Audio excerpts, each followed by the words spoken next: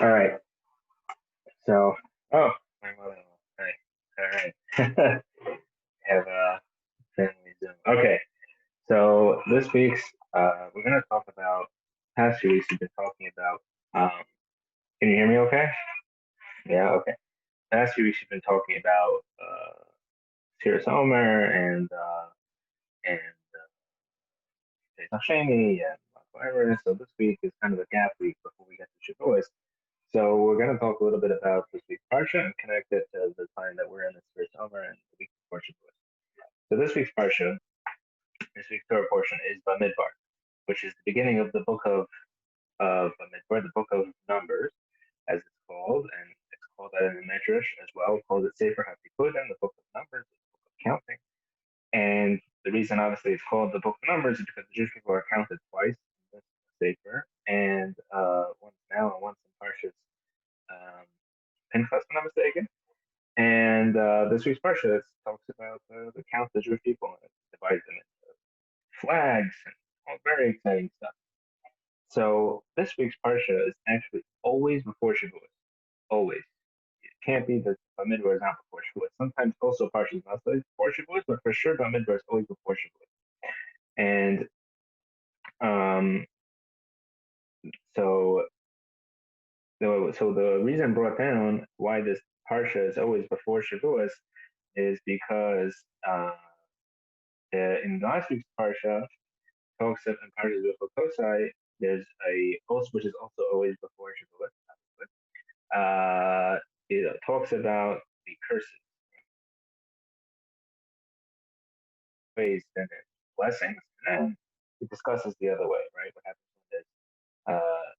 when you don't listen, right? What's the punishment, the curses? So in order to separate for the between the curses, which is kind of also in a way is a preparation for Mount Pyro. There's also Pablo for Rosh Hashanah. There's also Rosh Hashanah goes through all the curses as well again. And so it's kind of a cleansing process that we get to before Shavuot that we have before Rosh Hashanah. At the same time, so in order, but you don't want to go from that into Shavuot, so there's always a separating week. So the Rebbe asks a very simple question: is that we know that nothing is by chance. The fact that Parshas Bamidbar is always before Shavuos, even though the reason officially is that just to separate the the, the curses from the Yom Tov Shavuos.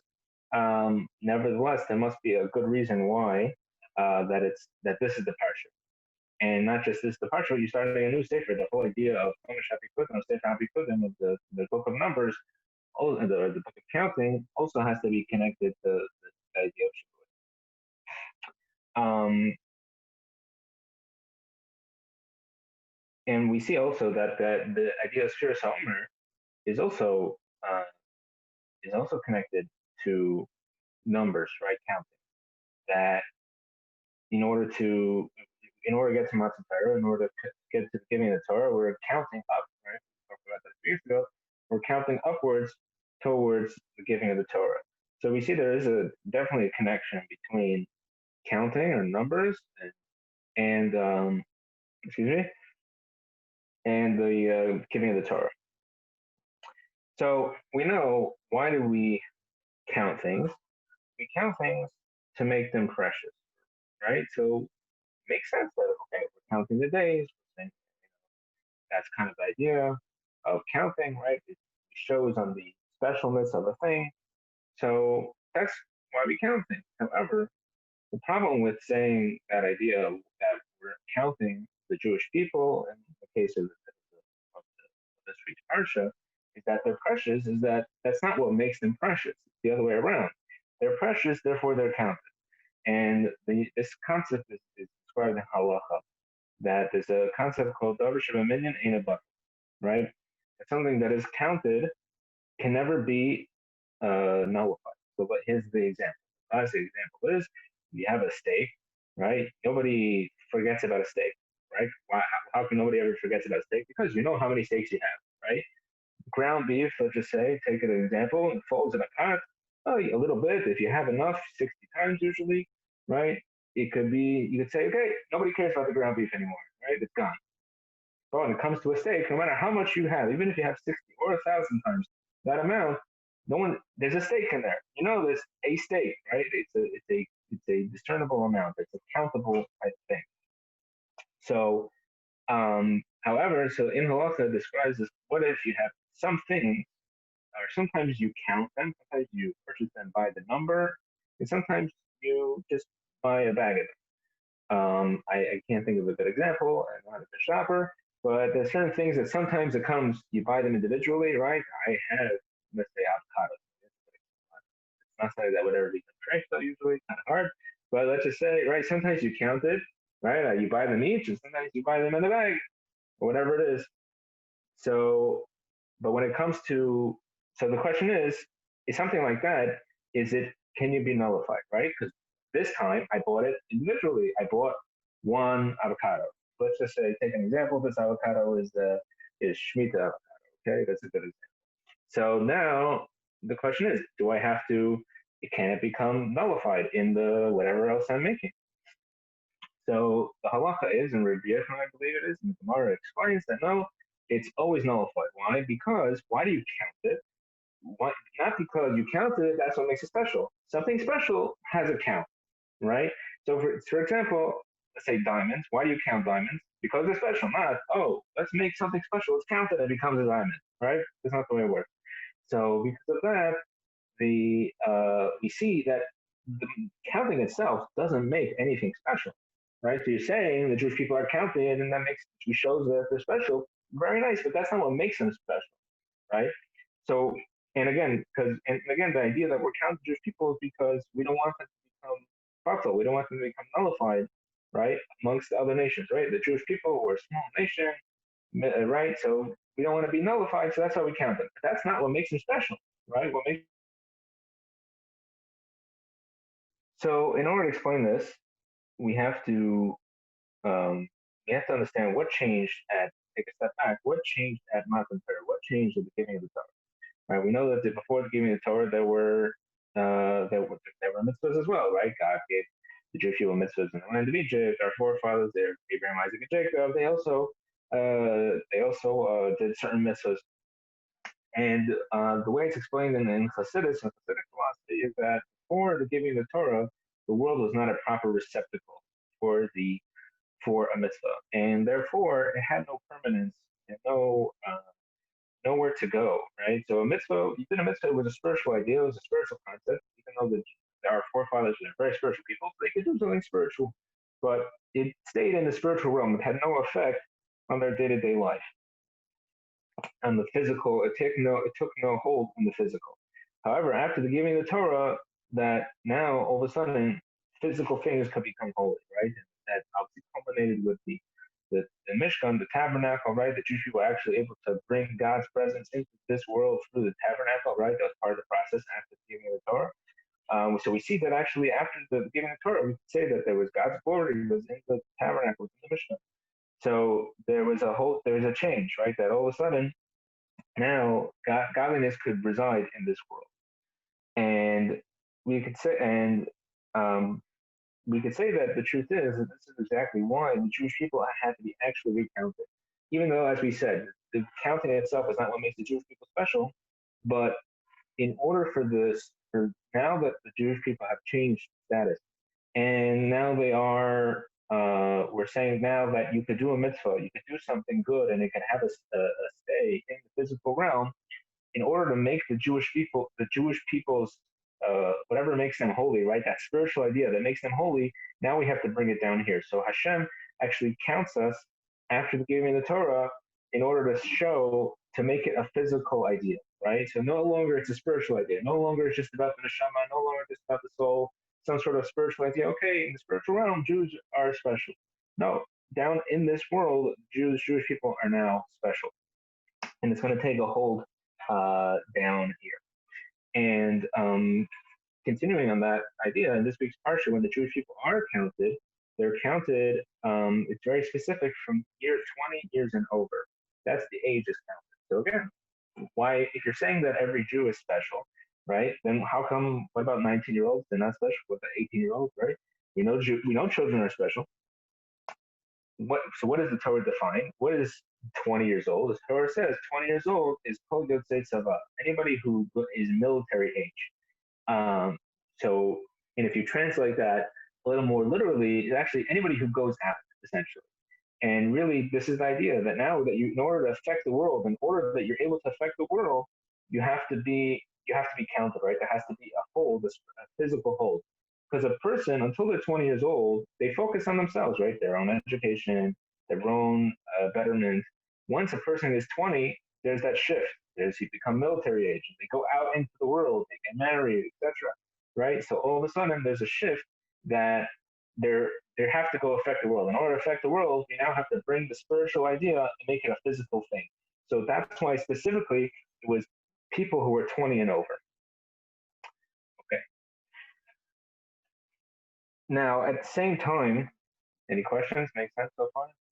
Type in a question. Okay. You want to put a type of question? Or you want to unmute? You can unmute for a second.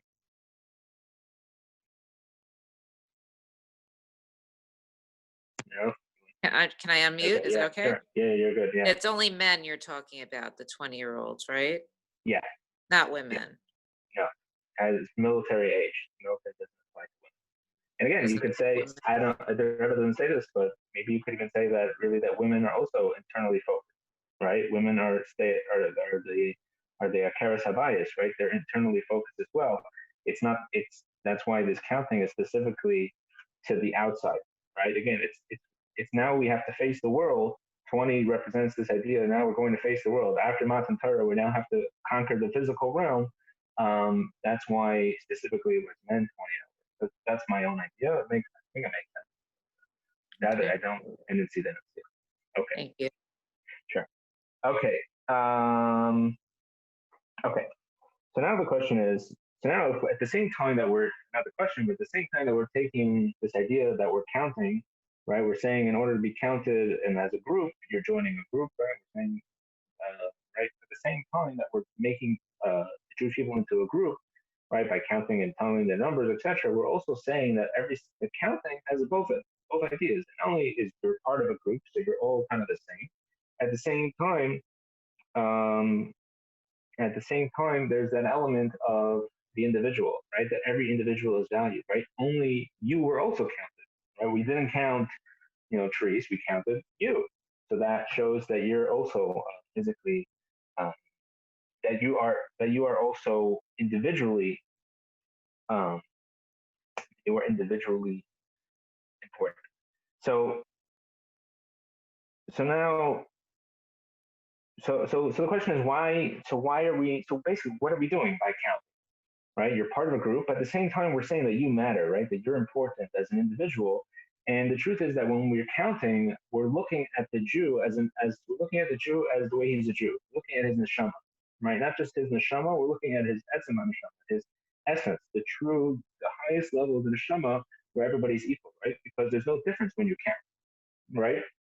You count, you're one. Doesn't matter if you're Moshe Rabbeinu, you're still just one. You're not 1.5, you're not 2, right? You're fat, you were skinny, you were short, you were smart. Doesn't matter, you're just one. So we see that there's that little bit of both.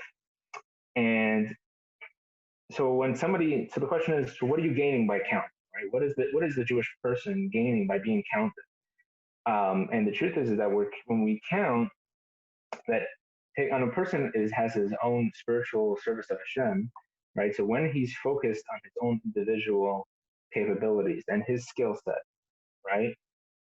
Then he's limited by that skill set. So as much as he understands, that's how much he can understand Hashem. As much as he feels, that's how much he could feel towards Hashem.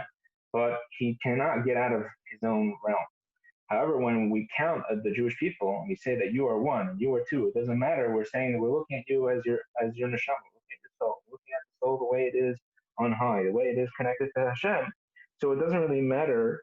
So we're saying that you could actually get out of yourself. You could actually serve Hashem on a level that's higher, and you can actually bring godliness into more things. Again, going back to that idea, right? That before giving the Torah, there was no way to really affect the physical realm. Now we're saying, how are you affecting the physical realm? Because we're counting you. In other words, the Sfiras HaOmer and the counting in this week's Torah portion That is what is giving us the capability. The fact that we look at your soul and the way that level could affect even more, right? Because again, if you're staying within your own, I hope I'm making sense. If you're staying within your own skill set and you're staying within your own talents, that's the only thing you're going to affect, right? So let's say a person has a passion. To make a very simple example, a person is passionate about um, Pesach, right?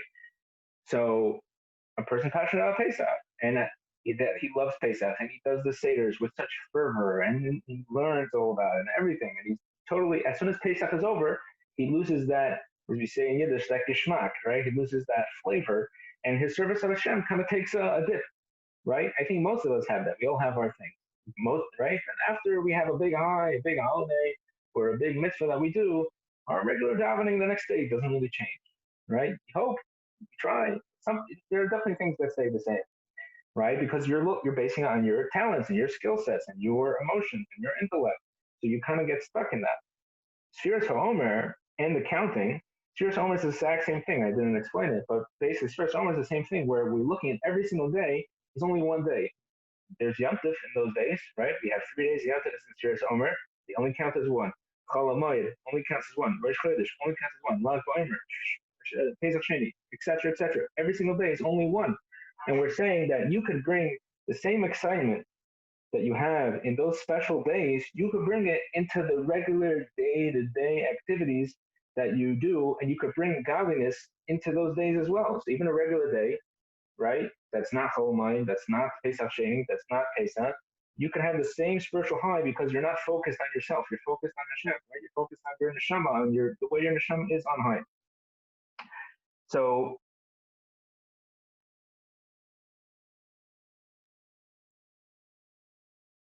right? So and again, at the same time that we're focused on the individual. At the same time, the whole point is not just that we should be on this high, right? Like we said, but we should really come down into our day-to-day activities. So when we look at Matan Torah itself, the first commandment is Anochi. We know that Anochi is the word Anochi is actually an Egyptian word, and according to some opinions in the Gemara. But either way, the Anochi means I, right? And there's no name. It's not really considered a name of Hashem. Even though Hashem refers to himself as Anochi, he refers to Moshe Rabbeinu at the burning bush scenario. He says, Anochi, Misha Anochi, I am who I am. But that's not at the same time, according to some opinions, you could actually, maybe not those exact words, but certain times when it says Anochi, you could erase it, right? It's not considered a name of God the same way the Tetragrammaton, right, is, or the 4-letter name, and all the other names that have referred to Hashem. So that shows again on the essence, right? It's not Hashem that he's manifesting himself in any specific way in order to do something, right? Like Hashem, we say in every single day in davening, right? Hashem Ish Mochama, right? Hashem, the name Yud refers to God and more, and right? There's different levels and different ways that Hashem manifests himself in order to accomplish certain things. Anochi is beyond all that. At the same time, what do we say? Anochi Hashem Elokecha. I am Hashem, your God. What does your God mean? So in Chassidus and Chassidic philosophy explains what is your God. Your God means God giving you vitality, right? God giving you life, God giving you strength. So we see that kind of again, Anochi Elokecha. And so the idea is that we should bring the Anochi, bring that high spiritual thing into your talent. So at the same time that we're focused very much in this time during Sfiras HaOmer, right? Saying that each day is special. It doesn't matter if it's Yom Tov, it doesn't matter if it's Tuesday, but at the same time, we want to bring that down into your talents and into your skill sets and into your capabilities and your strengths, that they should be infused with that specialty. So in other words, you can't say, okay, every day is the same, nothing matters, right? That would be taking it to the wrong extreme. We're saying every single day is special, right? Everything matters, right? And you could actually bring, so not only that we're saying, okay, you're passionate about certain things in certain days at certain times, and you're not about others. We're saying that even the days that you are passionate about and you are special, you could even bring those up as well, right? You could uplift those as well. And that is really what Matan Torah is all about. It's all about bringing the Anochi into Elokecha, right? And this is accomplished through Shiras HaOmer, right? We're saying every single day is special, but there's also a sphere on this day, right? There's a skill set on this day. There's a, how would you say it properly? There's work to be done, right? It's not just, oh, this day is so special like any other day. Yeah, but you got to do something about it, right? Today is Holiday of Shavuos, right? Tomorrow, tonight is going to be in New Jersey, right? It's Massachusetts. It's ready to so whatever it is, right? So there's the thing that you got to do on that day.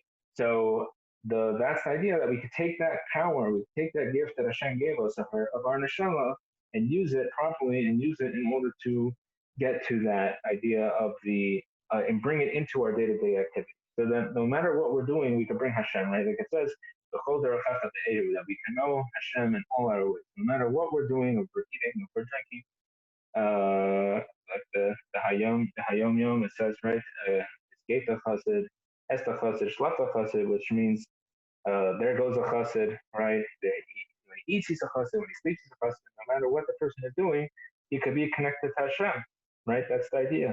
No matter, even if he's involved in mundane activities, it's discernible on that person who he is, right, and what he's doing. That he is the chassid. So, anyways, so I thought we could. So that's really the message of this week's parsha, and obviously the whole, which is beginning of the book of Numbers. So is that number one, every single person matters, right? You matter. Number two, that we all have a part of us that's special, right? That's countable, not accountable, but countable. Um, and number three, sorry, number three is that we have the ability to change the world, right? To we have the ability to bring those special things that we have and bring it into the world and bring it into our day-to-day activities and make those things special as well. So wish everybody so early, a week and a half, good Erev Shavuos. Right? We're getting ready, right? It's first hour, getting ready, and hopefully with the coming of Mashiach.